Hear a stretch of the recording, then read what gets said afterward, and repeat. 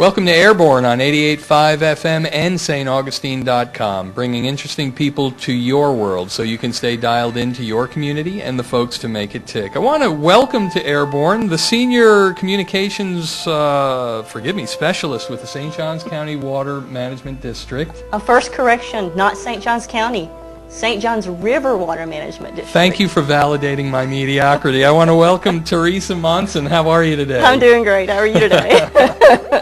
It's good to have you here on Airborne. And I have a question for our viewers who may not know what the St. Johns River Water Management District is or does. Who are you? What do you guys do? What are water managers? Well, your little slip of the tongue is a very common misconception.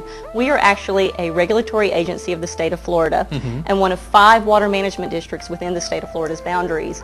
And our main function is to ensure, I'm going to talk the language, ensure the sustainable protection of our water resources. By saying that, basically what that means is that we want to make sure that there's enough water above ground in our rivers, lakes, and streams, and below ground in our Florida aquifer system to be a resource for future generations, not just us.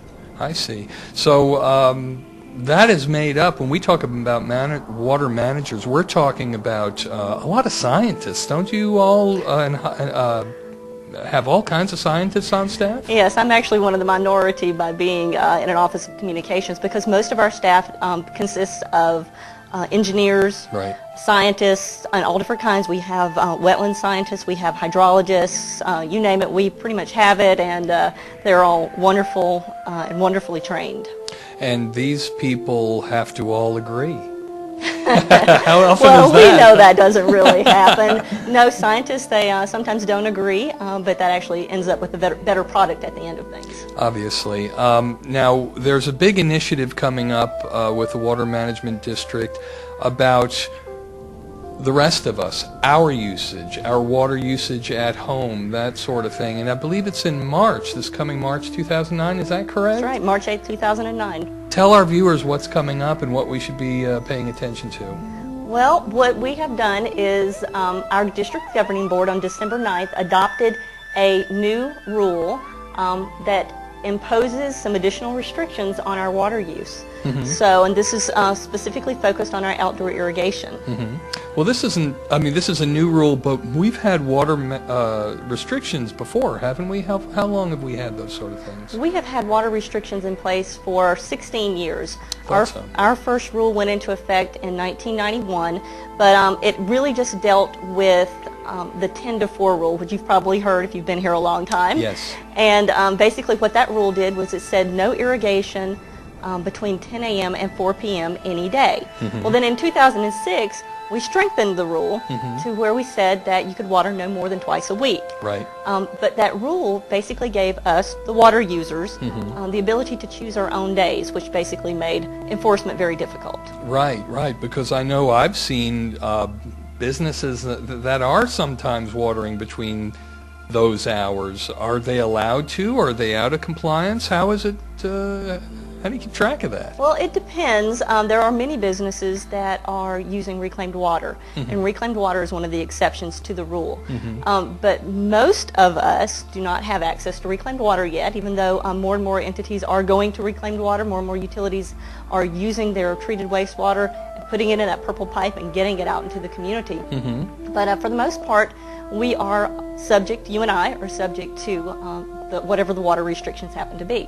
So are you all at the St. Johns River Water Management District the police? Are you the folks who enforce, or are there other entities that do so? Some of both. We do have the ability to enforce, but the process by which we can pursue the violations is very bulky. We do not have police powers, so we have to go through a process called consent orders. Right. And consent orders are basically voluntary. What we have done is asked local governments to adopt local ordinances that are consistent with our rule. And by doing so, it gives them the authority to enforce the local ordinance, which is our rule. Right. So they can set their own penalties and collect whatever penalty money comes from that. In our own worlds, in our own households, there are certain things that are classic water wasters. Can you share with us some of the things we might be able to look at to make sure we're not just letting it all go down the drain, so to speak? Can you guess what number one would be? Take a wild guess. It might be the washing machine or the dishwasher. I don't know. Am I close? Or? On your property, most people on your property, the biggest water user is your lawn. Yeah. Is your lawn. And most homes, more than 50% of the water, your household water, is going toward your lawn and landscape. A crop that doesn't feed anybody.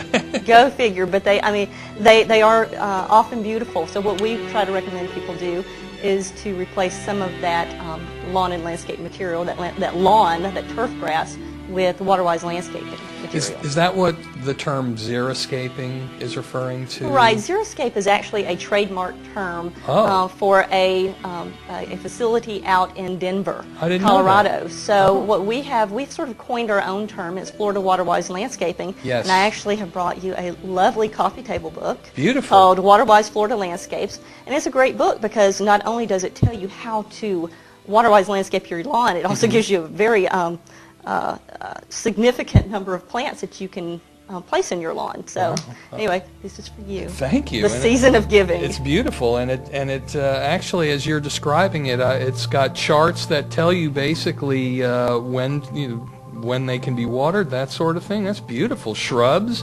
So this helps somebody be able to choose wisely. And I think I've also heard the term Florida-friendly landscaping. You might say that, or water-friendly, as you say. Well, first of all, where can someone acquire something like this? I was trying to make you think that it was exclusive, but it's it's not. People can go online to our website, www.sjrwmd.com, and order a copy for themselves. St. Johns River Weapons of Mass Destruction. No, I'm just kidding. I have WMD. No, I'll think about not it today. that way. It's got a lot of tips, and it'll have a lot of information about our upcoming campaign. We will be doing an outreach campaign and some advertising and letting folks know that this is out there and this is coming, and hoping to get into some schools and do some more presentations on it. That makes sense, and I hope you can come back to the St. Augustine Record and Airborne and keep us abreast of how these things are developing as they develop and as restrictions and different sort of things come up. I hope we can enjoy having you back. I would love to come back. Excellent. Well, thank you. We've been Airborne with Matt Jeffs on 88.5 FM and staugustine.com, bringing interesting people to your world so you can stay dialed into your community and the folks who make it tick. See you next time, folks.